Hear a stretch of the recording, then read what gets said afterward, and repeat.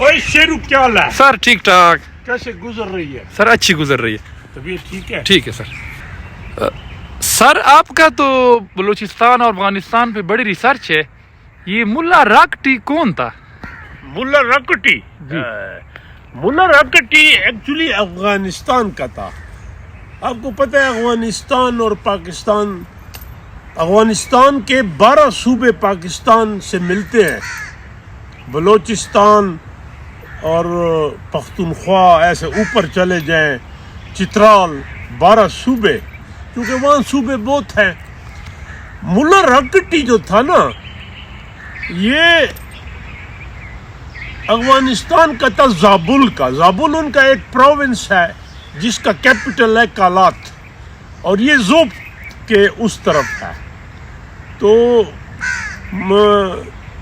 मुल्ला रकटी basically ये काकड़ tribe से था, सलमान खेल इस ट्राइब से, बट बड़ा एग्रेसिव और स्ट्रेटजिस्ट था। और मैं आपको ये भी बताऊं कि इसको मुल्ला रकटी का जो लक़ब था, इसको मूसा कलीम ने दिया था, वो कमांडर था, और ये सयाफ ग्रुप का था।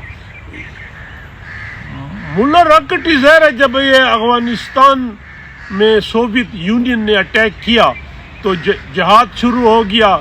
ज़िया-उल हक को बड़ी स्ट्रेंथ मिल गई, डॉलर आए, असला आया, और पाकिस्तान में जो आज हो रहा है, ये जो हम बर्बादी है, ये वहाँ शुरू हुई।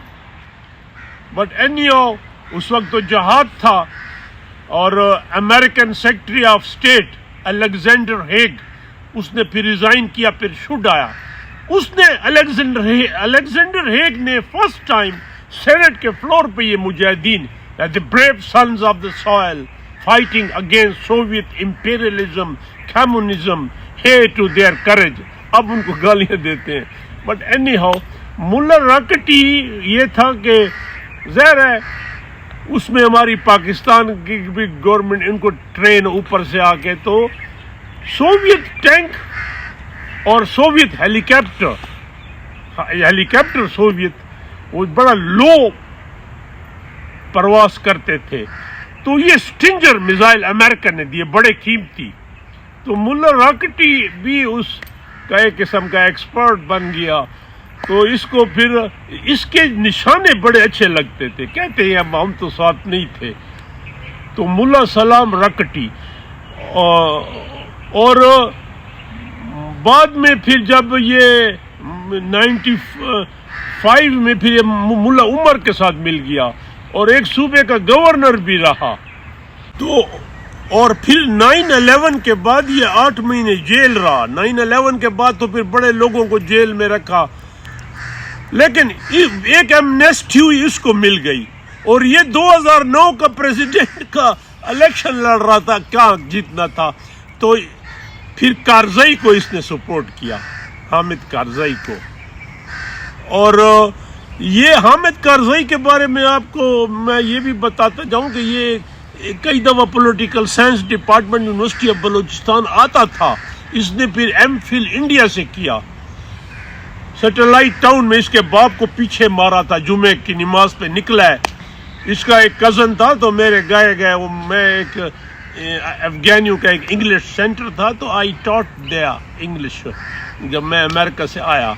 पर मुल्ला रकटी कि पाकिस्तान इस्टेब्लिशमेंट से ज़रा इसने कुछ ज़ोब मिलिशा का एक मेजर था, शायद आसिफ नाम था, कुछ लोगों को किडनैप किया, वो फिर रेस्क्यू हो गया। तो इसके कुछ स्टिंजर का मसला था। तो इसने कहा था कि मैंने एक प्लानिंग कर रहा थी, मैंने अगवा करना है किसी को, कहते थे कैंट। इसलिए कैंट की उस जमाने में बड़ी सख्ती हो गई थी इंट्री। इसने 93 में डिप्टी कमिश्नर ज़ियारत, उसका नाम था कैप्टन अता। वो ऐसा था कि ज़ियारत छोटा डिस्ट्रिक्ट था, लाइट डिस्ट्रिक्ट, ना वहाँ क्राइम। तो वो हर दूसरे दिन या आ जाता था तीसरे दिन क्वेटा में VIP फ्लैट्स में रहता था।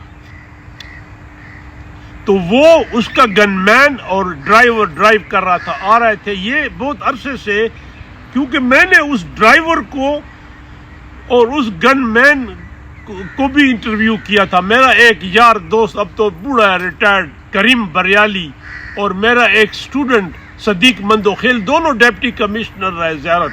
تو میں زیارت بڑی پیاری جگہ گرمیوں میں جاتا تھا.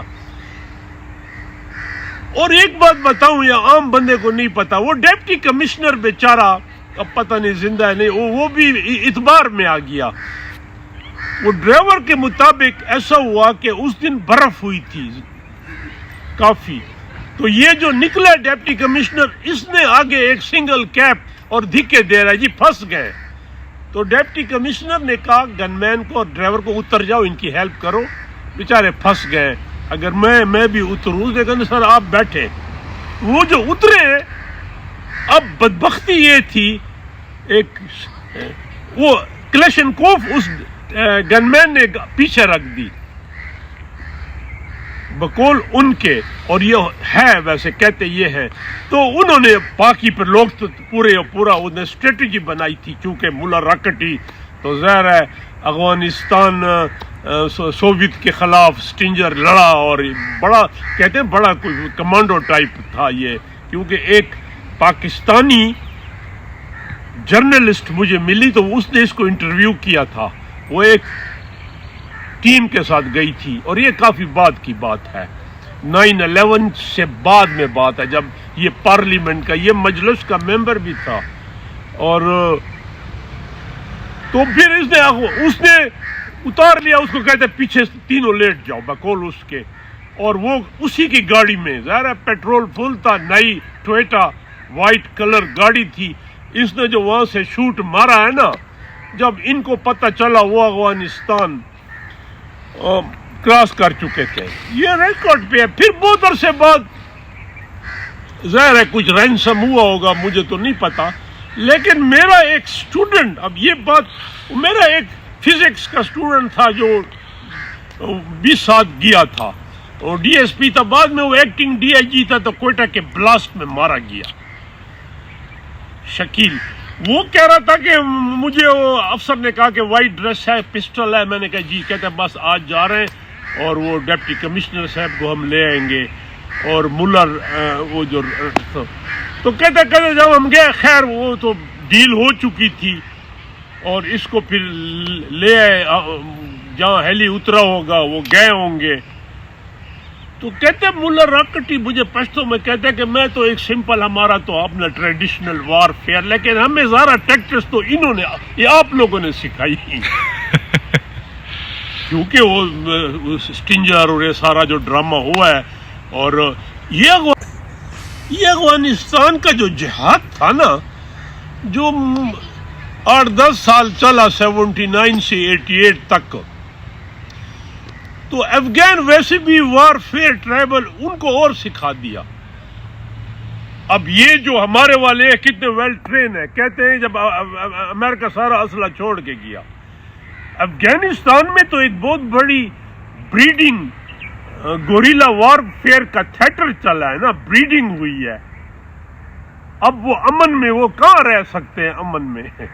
تو آپ نے ملا راکٹی کا پوچھا، ملا راکٹی سلمان خیل تھا، اور رسول سیاف کا یہ فالوور تھا، کیونکہ یہ جو ڈپٹی کمشنر کو اس میں ملا اس کی بڑی مانتا تھا، رسول سیاف کی.